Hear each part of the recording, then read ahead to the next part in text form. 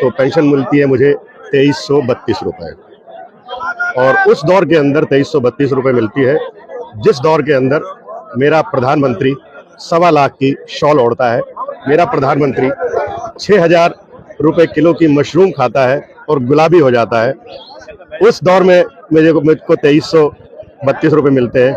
जब मेरा प्रधानमंत्री 80 करोड़ की गाड़ी में घूमता है, उस दौर के अंदर मुझे 2332 रुपये मिलते हैं जिस दौर में मेरा प्रधानमंत्री बोलता है कि मैं गरीब परिवार से हूं, मैं चाय बेचता से मर जादव।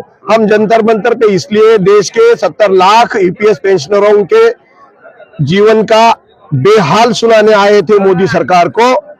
और आज हम बड़ी खेद से कहते हैं कि ये लोकशाही में हमारे आवाज दबाने का जो तरीका है, आज कल रामलीला मैदान में भी समय नहीं दिया, आज यहाँ पर हजारों लोग आए तो 2 घंटे समय दिया। बस चले ना, तो जो आज 1092 रुपए की पेंशन दे रहे हैं, ये चाहे तो कल को वो भी बंद कर सकते हैं।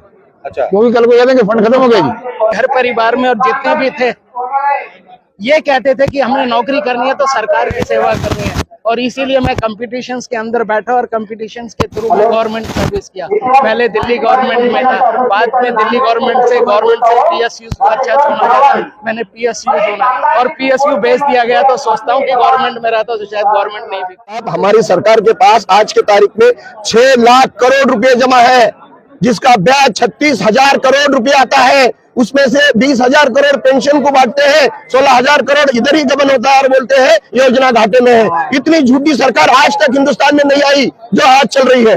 तो ये कोई योजना थोड़ी थी, ये तो पैसा आपका जमा था वहाँ पर। हाँ, हमारा पैसा जमा था, लेकिन उस पैसा पे इन्होंने कुंडली मारना शुरू कर दिया।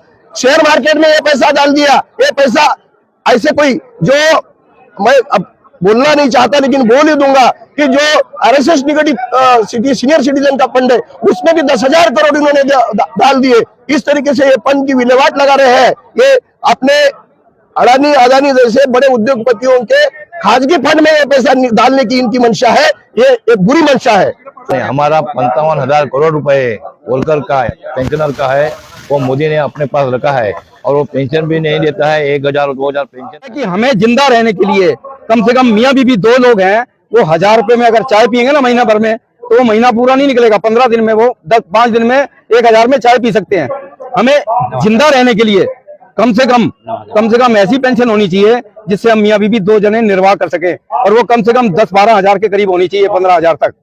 अगर 9,000 हमारी डिमांड है 9,000, अगर 9,000 पेंशन जमा डीए मिलता है, हमें 9,000 पेंशन और डीए मिलने के बाद हमें जो पेंशन मिलेगी उससे हम मियाँ बीबी इस बुढ़ापे में गुजारा कर सकते हैं। 35 साल मिनिमम एवरेज 35 साल जो नौकरी किए उनके लिए 2 टाइम का खाने को नहीं मिलता। इसलिए हम लास्ट के मरते दम तक ये लड़ेंगे और मोदी के इस जो अपोज में है, मोदी का ये जो प्रिंसिपल है उसे मट्टी में मिलाए बिना हम रहने वाले नहीं। माई हम लोगों के मन में ये विश्वास हुआ कि चलो बुढ़ापा अच्छा कट जाएगा, 4 पैसे मिलते रहेंगे, बच्चों के ऊपर डिपेंडेंसी नहीं रहेगी। लेकिन आज आकर के ऐसा लगता है कि शायद हमने वो गलती करी। अगर हम पेंशन ना अडॉप्ट करके अपना प्रोविडेंट फंड ही ले लेते, शायद कुछ लाखों में और मिल जाता, जो आज बढ़ते कम से कम 4 गुना 6 गुना 8 गुना तो हो चुका होता। लेकिन आज उसको हम वापस नहीं ला सकते क्योंकि हमने पहले ऑफ कर लिया। मैं अभी क्या बोला हूँ आपको कि ईपीएफओ एक संगठन नहीं है, ईपीएफओ एक ट्रस्ट है, और ट्रस्ट के अंदर अपना पैसा नहीं होता। वो आपका इसका उसका पैसा इकट्ठा जबरदस्ती करके भीख मांग के उसको खाते हैं। लगाइए कि गवर्नमेंट ये कह रही है हम पेंशन दे रहे हैं, वो पेंशन नहीं दे रहे हैं। गवर्नमेंट सिर्फ 1 रुपया 16 पैसे 100 रुपए के पीछे हमें दे रही है।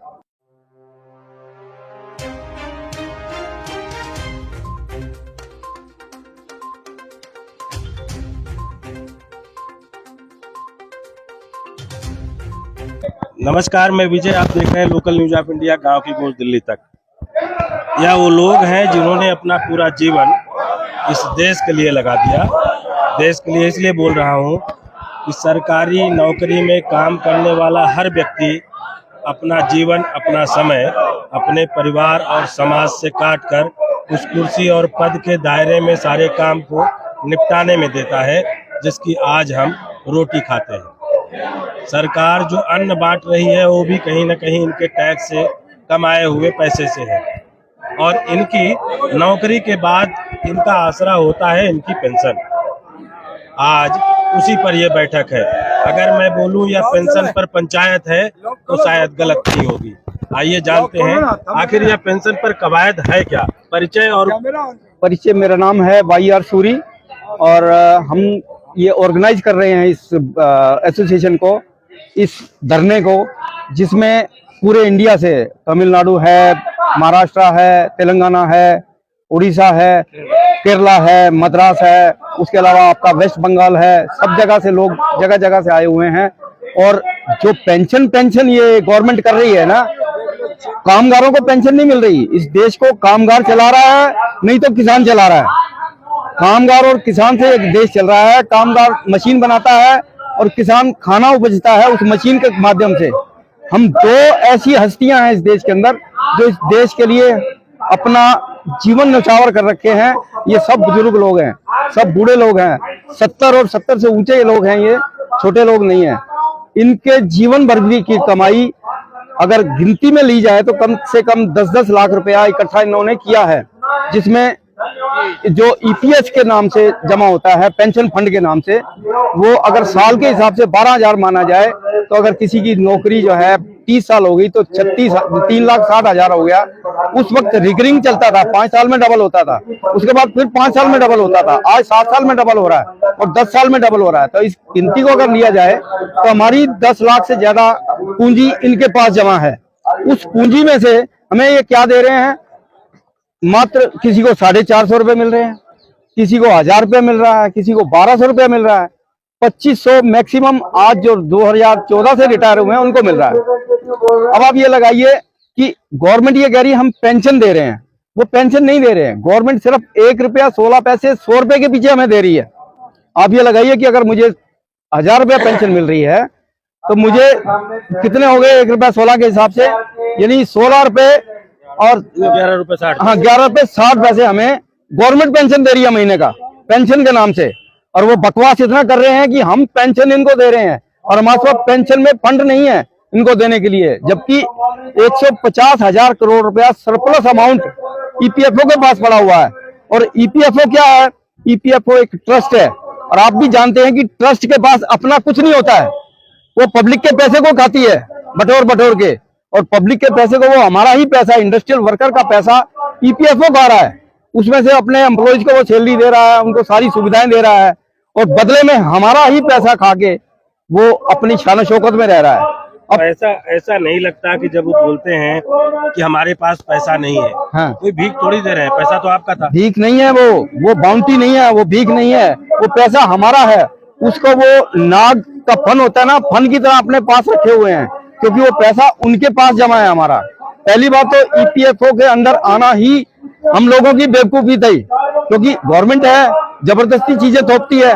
उन जबरदस्ती थोपी हुई चीजों को आम आदमी बेचारा क्या करेगा? वो गोली चला नहीं सकता, उसके पास नहीं है, वो तोप चला नहीं सकता, उसके पास नहीं है। ये पुलिस और ये फोर्स आप देख रहे हैं, ये हमारे रखवाली के लिए नहीं आए हुए, ये उनके ऑर्डर के ऊपर हमारे ऊपर लाठियां चार्ज करने के लिए आए हुए हैं। इसलिए हमने नारा भी बदला है इस देश के लिए कि जय कामगार जय किसान। ये जय जो है ना, जवान नहीं है, ये जवान उनके पिट्ठू हैं, ये बच्चे हमारे हैं, हम ही कामगारों के बच्चे हैं, आम लोगों के बच्चे हैं, किसानों के बच्चे हैं, लेकिन ये वफादार शासकों के हैं, ये हमारे वफादार नहीं है।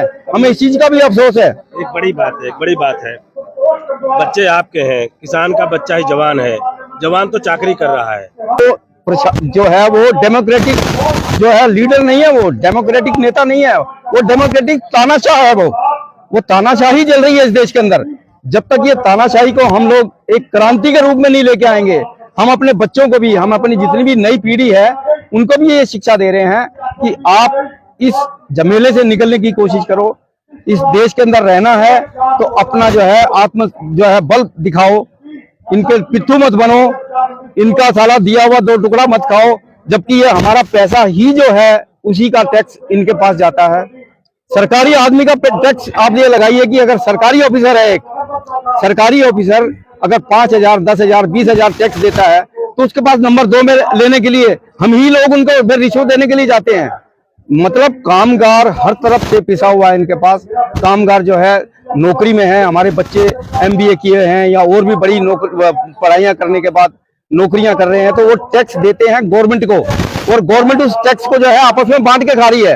अगर मैं नटसेल में बोलूं तो आपकी मांग क्या है इसको लेकर? हमारी मांग ये है कि हमें जिंदा रहने के लिए कम से कम मियाँ बीबी 2 लोग हैं, वो 1000 रुपए में अगर चाय पियेंगे ना महीना भर में, तो वो महीना पूरा नहीं निकलेगा। 15 दिन में वो 5 दिन में 1000 में चाय पी सकते हैं। हमें जिंदा रहने के लिए कम से कम ऐसी पेंशन होनी चाहिए जिससे हम मियाँ बीबी 2 जने निर्वाह कर सके, और वो कम से कम 10-12 हजार के करीब होनी चाहिए, 15 हजार तक। अगर 9000 हमारी डिमांड है 9000, अगर 9000 पेंशन जमा DA मिलता है, हमें 9000 पेंशन और DA मिलने के बाद हमें जो पेंशन मिलेगी उससे हम मियाँ बीबी इस बुढ़ापे में गुजारा कर सकते हैं। मेडिकल सुविधा के लिए हम जोर लगा रहे हैं। सीनियर सिटीजन की जो है रेलवे की यात्रा के ऊपर सब इन्होंने विड्रा कर लिया, जबकि अपनी यात्रा इनकी फ्री की है। एक MP, एक MLA, जो MLA नहीं है उसको भी पूरी सुविधा है उस चीज की, जबकि जब हम इस देश को देने वाले हैं हमारी तरफ से कोई हमारे लिए सुविधा नहीं है। एक बड़ा सवाल है, मतलब सवाल थोड़ा घुमा के है कि बड़ी बड़ी सरकारें 1500 महीने का मुफ्त देने की बात करती हैं, महिला शक्ति के नाम पर, वृद्धा पेंशन के नाम पर। तो जो आप लोग मेहनत करके अपना पैसा जमा करके बैठे हो EPFO में, तो ऐसा लगता नहीं कि EPFO एक स्कैम है? एक EPFO है स्कैम। मैं अभी क्या बोला हूँ आपको कि EPFO एक संगठन नहीं है, EPFO एक ट्रस्ट है, और ट्रस्ट के अंदर अपना पैसा नहीं होता। वो आपका इसका उसका पैसा इकट्ठा जबरदस्ती करके भीख मांग के उसको खाते हैं। लेकिन हमारा EPFO ऐसी ट्रस्ट बनाई है गवर्नमेंट ऑफ इंडिया ने कि वो भीख नहीं मांगती है, वो दादागिरी से हमारा पैसा लेती है। कोई भी मेंबर नहीं बनना चाहता तो उसको वो कहते नहीं मेंबर आपको जल्दी जबरदस्ती बनना पड़ेगा। ये स्टैट्यूटरी है कि आप EPFO के मेंबर बनेंगे। आप रोज TV में देखते होंगे कि हमारे जो है EPFO में इतने मेंबर और बढ़ गए। अभी तक इतने करोड़ थे, आज इतने करोड़ हो गए। वो बढ़ गए, क्यों बढ़ गए? कि दादागिरी से उसको उसके अंदर ला रहे हैं। जितना भी पैसा हम लोगों का है वो इनकी गिरफ्त में है। जब तक वो पैसा इनकी गिरफ्त में रहेगा हम लोगों को क्या मिलेगा? ये तो सांप बन के उस पैसे को डस रहे हैं। मोदी बाबा अपने आप को फकीर बोलता है, जो 1.5 लाख का सूट पहन के घूमता है, साला 75,000 का पेन जेब में टांग के चलता है, जिसको साइन करना नहीं आता, बोलना नहीं आता। आपके साथ कुछ झूठ बोलेगा, मेरे साथ कुछ झूठ बोलेगा, वहां कुछ बोलेगा। अभी भूपिंदर सिंह यादव जो हमारे लेबर मिनिस्टर बन के आए हैं, वो यहाँ पार्लियामेंट में उन्होंने क्या बोला कि EPFO के मेंबर्स को देने के लिए हमारे पास पैसा नहीं है, जो इनकी डिमांड है हम पूरी नहीं कर सकते। अभी ILO सिंगापुर में बैठा हुआ है वो मीटिंग के अंदर, वहां पेपरों में क्या निकाल रहा है ये कि हम जो है EPFO मेंबर्स को इतना पैसा देना चाहते हैं कि वो अपनी जिंदगी को बड़ी खुशी से निकालें।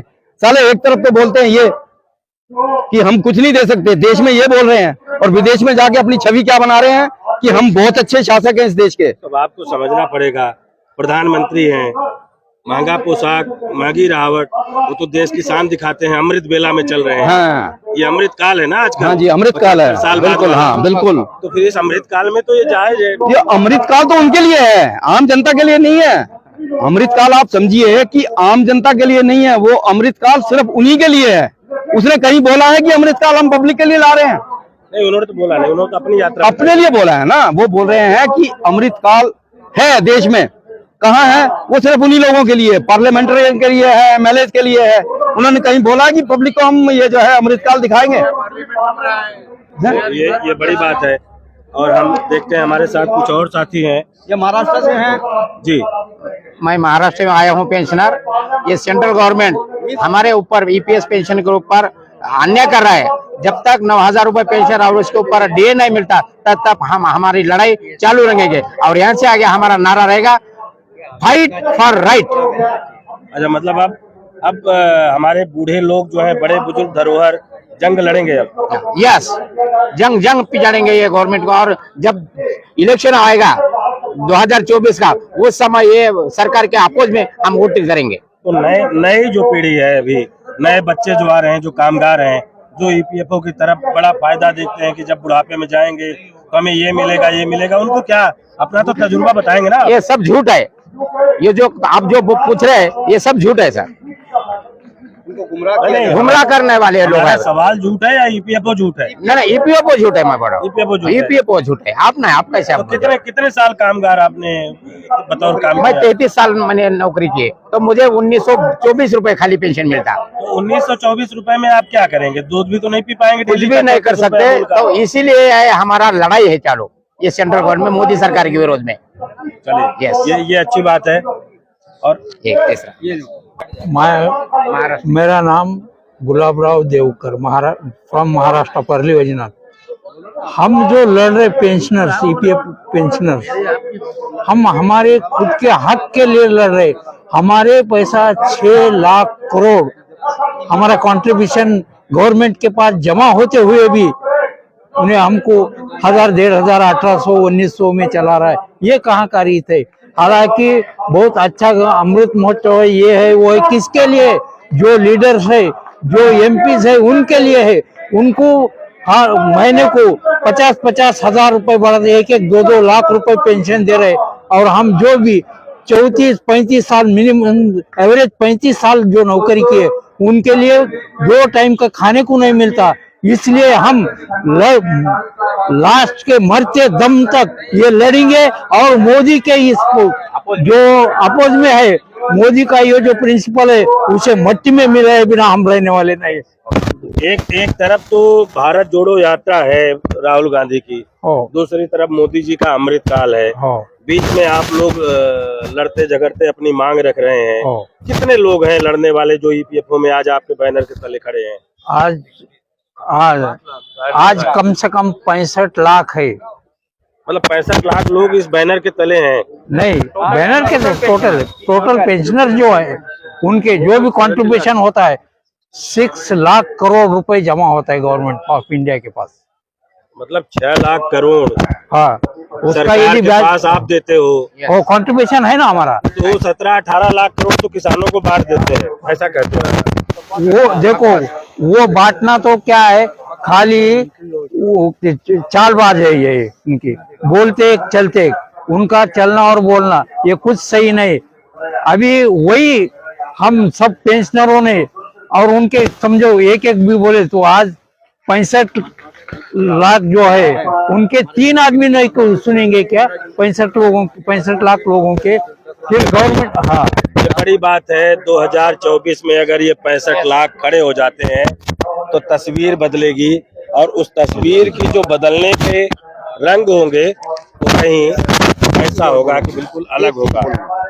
ये जो आप बोल रहे हैं कि तस्वीर बदलेगी 2024 में, मैं एक अनपार्लियामेंट्री लैंग्वेज बोलूंगा अभी, कि जब तक ईवीएम रखेल के तौर पर मोदी के पास रहेगी, तब तक ये देश को बदलने का वो मौका नहीं देंगे।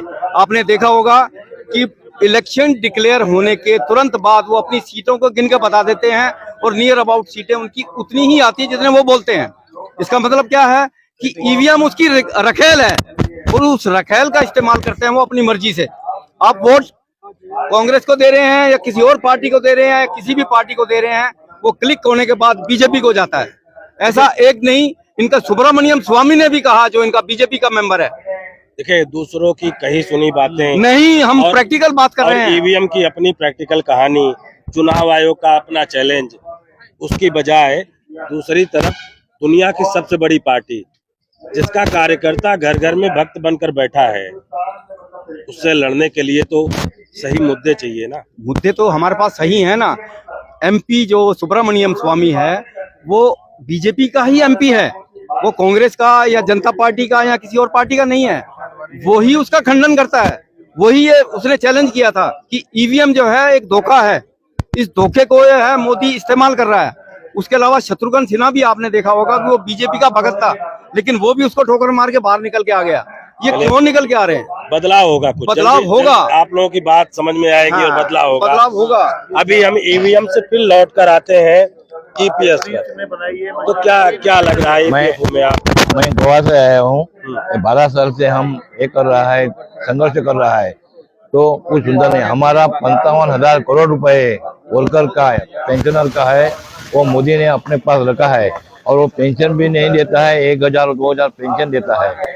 तो इसको आपके यहाँ तो सरकार गोवा में शायद भाजपा की है। हाँ, गोवा में भाजपा सरकार है, गोवा का MP है, उसको भी हम निवेदन दिया है और वो और उसको बोला है हम तुम आओ हमारे मीटिंग में आओ करके, लेकिन नहीं आए। उसको भी कुछ पता भी नहीं था, उसका पूरा पता करके लिया IPS 95 में। अब अगर गोवा के MP साहब यहाँ आ गए और पता चला मोदी जी ने उनको चलता कर दिया तो फिर क्या करेंगे? ऐसा किया है, जब गोवा में प्रकाश जावड़ेकर साहब आए थे तब हम हमारा CM के पास उसका अपॉइंटमेंट लिया था और अपॉइंटमेंट लेके हम उसकी भेज लिया था और उसका बोला था साहब आप 2013 में बोले थे हमारा गवर्नमेंट आएगा तो आप हमको पेंशन देंगे करके, आपका गवर्नमेंट आया 2 बार आया तो कुछ दिया नहीं और उल्टा पुल्टा बात करने लगा, ये नहीं मिलेगा वो नहीं मिलेगा। तो देखता है वो आने के बाद कैसा मालूम हो गया, मोदी ने उसको भगा दिया। चलिए ये बड़ी बात है और शायद ऐसी कई कहानियां इन लोगों के साथ होगी क्योंकि ये बड़े बुजुर्ग हैं, इन्होंने लंबी यात्राएं की हैं। अपना परिचय बताएं। और thank you sir for compliment to me to rather senior citizen को आप सम्मानजनक जो बोल रहे हैं उसके लिए बहुत बहुत धन्यवाद। आज का सीनियर सिटीजन ही आपका भाग्य लिख रहा है, जितना पॉलिटिशियंस हैं। एक सीनियर सिटीजन अपने साथ में 10-10 वोट लेकर आता है। अब मैं आता हूँ EPF के ऊपर। सरकार ने सरकारी कंपनियों को, PSUs को जो प्रॉफिट दे रहे थे उनको बेचकर प्राइवेटाइज कर दिया। मेरी CMC लिमिटेड में इंफॉर्मेशन टेक्नोलॉजी के अंदर सीनियर मैनेजर था। मैंने 30-35 साल उसमें काम किया, उसको तुरंत बेच दिया गया टाटा को, और जिस तरह से बेचा जा रहा है पिछले 15 साल पहले इसको बेचा गया। जो मेरा EPF कटता था उस कटने के बाद ये बंद हो गया क्योंकि टाटा के पास गया प्राइवेट। मुझे आप मान सकते हैं मात्र 3000 पेंशन मिलती है, कैसे कोई करेगा इनको? उस समय महीने की तनख्वाह आपकी कितनी थी? 60-70 हजार से ज्यादा थी। मतलब 70,000 की उस समय की बादशाहत आपकी 3000 में कन्वर्ट होकर आ गई, और जिन्होंने EPF ऑप्ट नहीं किया उनको तो 1,500-2 हजार ही रह गई है। आप मानिए सरकार इस तरफ क्या सोचती है? क्या इतने देश के अंदर सीनियर सिटीजन है, वो वर्किंग क्लास है PSUs में, उनके साथ में क्या व्यवहार किया जा रहा है, उनके भविष्य के लिए क्या किया जा रहा है, उनके बाद में क्या होगा उसका नहीं सोचा जा रहा। टाटास को, बिरलास को बेच के उनके भविष्य के साथ में खिलवाड़ किया जा रहा है। 2024 में देखिए यही सीनियर सिटीजन एक युवा बन के उतरेगा और इसकी जो 3 लोगों की सरकार जो चला रहे हैं हमारे साथ खिलवाड़ कर रहे हैं, ये सब सड़क पर नजर आएंगे। एक सवाल, जब आपने अपनी जवानी में EPFO चुना होगा उस समय क्या ख्वाब देखा था आपने? ख्वाब यही कि मैंने आज तक, अब आपने बहुत अच्छा प्रश्न किया है, मेरे घर परिवार में और जितने भी थे ये कहते थे कि हमें नौकरी करनी है तो सरकार की सेवा करनी है, और इसीलिए मैं कंपटीशंस के अंदर बैठा और कंपटीशंस के थ्रू मैं गवर्नमेंट सर्विस किया। पहले दिल्ली गवर्नमेंट में था, बाद में दिल्ली गवर्नमेंट से PSUs को अच्छा चुना जाता, मैंने PSU चुना और PSU बेच दिया गया। तो सोचता हूँ कि गवर्नमेंट में रहता तो शायद गवर्नमेंट नहीं बिकती। आप सोच सकते हैं हमारा जैसा आदमी, मेरे जितना समाज है, सरकार की सेवा करते हैं, प्राइवेट की कभी नहीं करना चाहते, बट अचानक रात के अंदर इसको बेच दिया जाता है तो हम कहाँ जाएं? आपने सरकार की चाकरी की, फिर सरकार ने CMC को बेच दिया। उस समय की 70,000, आज का 3,000। अब बच्चे क्या कहते हैं? बच्चा तो यह है, हमने स्ट्रगल किया बच्चों के लिए, बच्चे हमसे क्यों गिला शिकवा करेंगे? बच्चों ने हमारी मेहनत देखी और वो मेहनत हमारी रंग लाई है। आज मेरे बच्चे अच्छी पोजीशंस के ऊपर है, उसका गिला शिकवा नहीं है। मैं बच्चों पर डिपेंडेंट नहीं हूँ क्योंकि मैंने इतना सारा नौकरी किया है और मेरी वाइफ भी नौकरी में थी। But what I am speaking on behalf of others जो सिंगल हैंडेड है फैमिली में। मेरी वाइफ सैलरी में थी, मेरे बच्चे बड़े होने पर अच्छे बजे, फाइनेंशियली मुझे दिक्कत नहीं है, बट जो हम सोचते हैं वो आम जनता के लिए सोचते हैं। जितने 65 लाख जो जुड़े हुए हैं उनसे मैं उनकी बात कर रहा हूँ। ये सही बात है, ये 65 लाख लोगों की नहीं, ये आने वाली 65 लाख को देखकर उन पीढ़ियों का सवाल है जिन्होंने अब तक एक बड़ी यात्रा की और सपना देखा होगा कि EPFO उनका अमृतकाल ले आएगा। सबसे पहले तो अपना परिचय। मैं उमेश कुमार गुप्ता, मैंने Indian drugs and pharmaceutical company में काम किया करीब 33 साल। 1995 से पहले हमारी कंपनी में कोई पेंशन नहीं होती। जब ये स्कीम आई, हम लोगों के मन में ये विश्वास हुआ कि चलो बुढ़ापा अच्छा कट जाएगा, 4 पैसे मिलते रहेंगे, बच्चों के ऊपर डिपेंडेंसी नहीं रहेगी। लेकिन आज आकर के ऐसा लगता है कि शायद हमने वो गलती करी। अगर हम पेंशन ना ड्रॉप करके अपना प्रोविडेंट फंड ही ले लेते, शायद कुछ लाखों में और मिल जाता। जो आज बढ़ते बढ़ते बढ़ते बढ़ते कम से कम 4 गुना 6 गुना 8 गुना तो हो चुका होता। लेकिन आज उसको हम वापस नहीं ला सकते क्योंकि हमने पहले ऑफ कर लिया। अब कई लोगों की पेंशन, किसी की 250 है, किसी की 400 है, किसी की 800 है। मैं एक executive level, senior executive level से रिटायर हुआ और मेरी पेंशन 1092 रुपए है। आप सोचो कि मैं 1092 रुपए में मैं और मेरी अपनी पत्नी को बिठा करके मैं क्या खिलाऊं? ये तो आपके लिए यात्रा करना भी मुश्किल है, कहीं जाना। यात्रा सर क्या, खाना भी मुश्किल है। खाना तो खाने की बात ही नहीं करना। हाँ, खाना तो तो जब आप तो खाएंगे सर। क्योंकि अगर आप खाना भी खाएंगे तो इनके यहाँ इनके जो कौशल गंभीर जी का जो फाउंडेशन है वो भी 20 रुपए थाली खिलाता है, तो 40 रुपए के हिसाब से तो 1200 रुपए हुआ। वहाँ भी नहीं खा पाएंगे, वहाँ भी नहीं खा पाएंगे आप। जब खाना नहीं खा पाएंगे तो यात्रा कहाँ से करेंगे सरकार? यहाँ हम कैसे आए हैं ये तो हम जानते हैं। नहीं, हम तो इस यात्रा की बात कर रहे थे जहाँ आप आए हैं। इस यात्रा के लिए तो हमारे जितने साथीगण हैं हमारे, इन लोगों का जो मनोबल बढ़ाते हैं, ये इनके मनोबल को देखते हुए हम अपने घर से चलते थे, चलो आज हम भी धरने में जा रहे हैं। तो ऐसा तो नहीं कहीं सरकार ने उस समय सोचा हो कि 33 साल की चाकरी तो बहुत कर लिया आपने, पैसा कमा लिया, जो तनख्वाह उनका ले रहे थे, आपका ईपीएफओ में पैसा डाल करके बाद में बुढ़ापा ऐसे बैठकों में और धरनों में कटवा देंगे? नहीं सर, इनका तो अगर ये बस चले ना तो जो आज 1092 रुपए की पेंशन दे रहे हैं, ये चाहे तो कल को वो भी बंद कर सकते हैं। अच्छा, वो भी कल को कह देंगे फंड खत्म हो गया जी।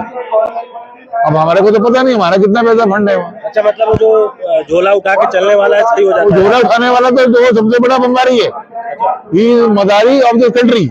उनने इस कंट्री का protocol as a prime minister, कभी आपने इससे पहले किसी प्राइम मिनिस्टर को देखा किसी चुनावी रैली में जाते हुए? जैसे आज जाता ही कभी किसी रैली में देखा किसी प्राइम मिनिस्टर को? नहीं। अब तो प्रधानमंत्री चुनाव लड़ रहे हैं, वही जीत रहे हैं, वही हार रहे हैं, वही है एक बस। तो जैसे भारतीय जनता पार्टी में सिर्फ एक ही इंसान है, नरेंद्र मोदी। अगर वो कहीं भाषण देने नहीं जाएंगे ना कि चुनाव में, तो चुनाव ही नहीं जीतेंगे ये। तो अब क्या मांग करते हैं सरकार से? इनके सर, इनका जो है आप देखो, सेंट्रल मिनिस्टर में 35,000 करोड़ खर्चा हो रहा है, घर रहने के लिए बन रहा है, ऑफिस के लिए संसद भवन बन रहा है, 8,500 करोड़ रुपए का हवाई जहाज मिल गया है, 5500 करोड़ रुपए की सरकार की मूर्ति लगवा दी पटेल जी की। पता नहीं उससे किसको फायदा हो रहा है। जो बच्चे हैं, यंगस्टर्स हैं, जो नौकरी कर रहे हैं, सॉफ्टवेयर इंजीनियर हैं, जो जर्मनी में बैठे हैं, अमेरिका में बैठे हैं, वो तो कहते हैं मोदी जी ने चमका दिया भारत। सर जी, फिर वो उनसे कहते हैं कि वो भी यहीं आके रहने लगे। अगर मोदी ने हिंदुस्तान को इतना चमका दिया तो ये जो बाहर के जो लोग रह रहे हैं, तो वहां पे मजे ले रहे हैं, वो भी यहीं आ जाए। तो समस्या तो यही है ना, हमें वहां भेज दो, जमीन वहां भी कमा लेंगे। जमीन पे रह के तो कोई बात ही नहीं कर रहा है, नहीं कर रहे, सब वहाँ कर रहे हैं। हर ग्राउंड लेवल पे सब कुछ जीरो है। There is nothing to be available to anybody. तो आप सरकार से क्या कहेंगे, मोदी जी से क्या कहेंगे? मैं मोदी जी से ये कहना चाहता हूँ कि सर, या तो हम लोगों को भी कम से कम इतनी पेंशन के रूप में दे कि हम अपनी इज्जत से रोटी खा सकें। दूसरी चीज, अगर आप नहीं दे सकते तो जितने भी सांसदों की वर्तमान में या भूतपूर्व हो, चाहे विधायक हो, सबकी पेंशन बंद करो और जितनी भी सुविधाएं आपको फ्री की मिली हुई है सब जीरो करो। हमारे टैक्स पेयर का पैसे दे, वो क्यों खा रहे हैं? तो लगता है कि सुनेंगे वो लोग? सुनेंगे तो नहीं, वो तो कांग्रेस के सुनेंगे बस।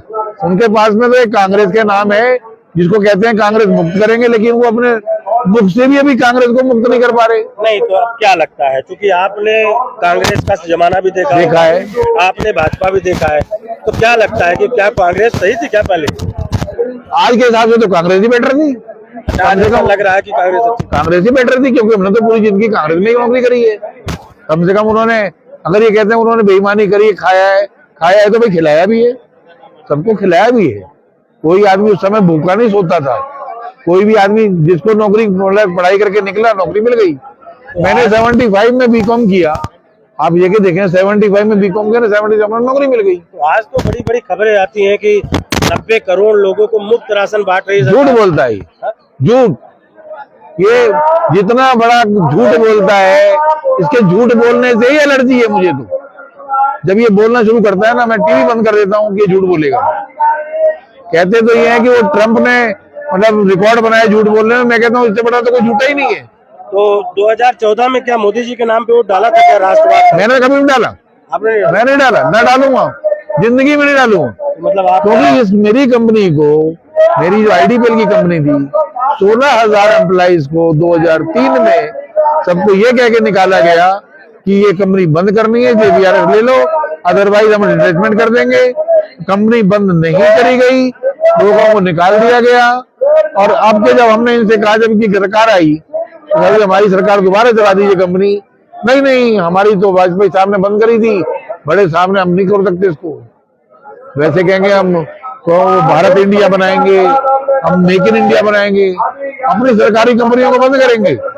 आज की तारीख में मेरे ख्याल से दवाइयों की कंपनी में कोई सरकारी कंपनी नहीं है, प्राइवेट कंपनी का बोलबाला है, अपनी मर्जी से पैसे बढ़ा रहे हैं, अपनी मर्जी से खिला रहे हैं। नहीं तो कहीं ऐसा नहीं कि चूंकि दवाइयों की बात की आपने, तो दवाइयाँ तो अगर सरकारी रहेंगी तो लोगों का इलाज अच्छा नहीं हो जाएगा। नहीं, दवाइयाँ सरकारी कहाँ है?